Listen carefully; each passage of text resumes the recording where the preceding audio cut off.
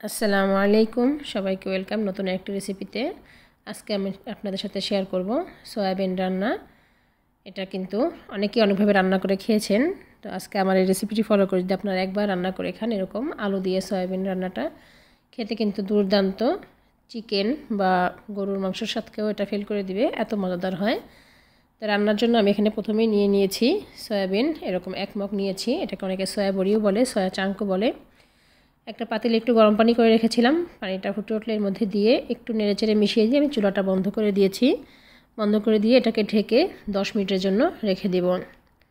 10 minute পরে একটু ঠান্ডা করে নিয়ে আসলাম। এখন এই যে হাত দিয়ে চেপে যতটুকু পানি আছে আমি এটাকে ফেলে দিচ্ছি। এবার আমি এটাকে একটু ভেজে নিব। তার জন্য কড়াইতে প্রথমে তেল দিয়ে দিলাম পরিমাণ মতো।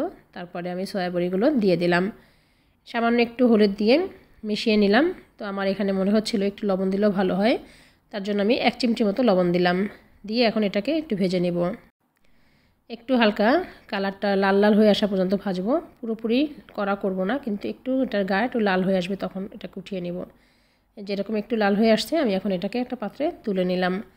তুলে নিয়ে এখন আমি একই কড়াইতে আবারও তেল দিয়ে দিলাম। আর এর মধ্যে এখন আমি আলুটা ভেজে নিব।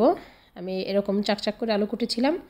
এর মধ্যে সামান্য একটু হলুদ আর সামান্য একটু লবণ দিয়ে আমি আলুটাকেও ভেজে নিব।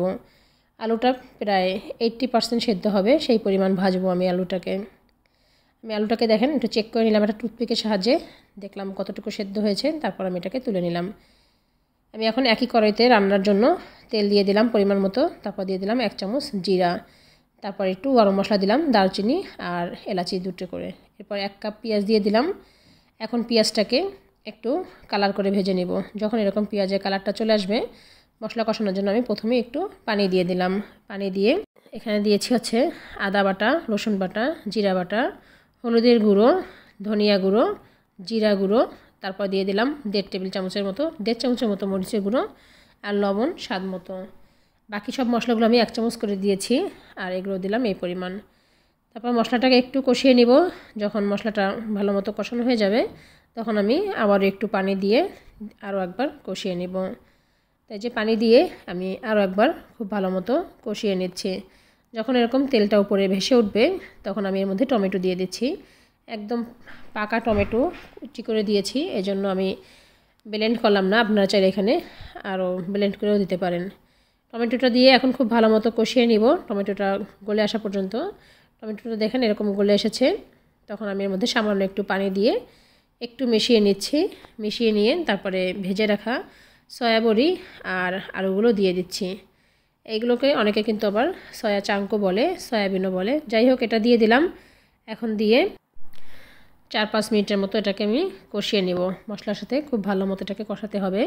4-5 মিনিট খুব ভালো মতো কষিয়ে নিয়ে এখন পানি দিয়ে দিচ্ছি পরিমাণ মতো। আপনারা যেরকম চান, একটু ঘন চাইলে ঘন খাবেন, আমি একটু ভিজা ভিজা খাবো, তার জন্য আমি একটু পরিমাণ মতো পানি দিয়ে এখন এটাকে ঢেকে রান্না করব আলু আর সয়াবিন সেদ্ধ হয়ে আসা পর্যন্ত। তো চলে আসলাম প্রায় 15-20 মিনিট পরে। আমার এখন রান্নাটা কিন্তু কমপ্লিট হয়ে গেছে, এটা চেক করে নিলাম। আপনারা চাইলে এই পর্যায়ে একটু ধনিয়া পাতা দিতে পারেন, তাতে করে আরও সুন্দর একটা ঘ্রাণ আসবে এবং খেতেও অনেক টেস্টি হবে। আমার কিন্তু রান্না কমপ্লিট হয়ে গেছে। আমি এখন এটাকে তুলে নিচ্ছি।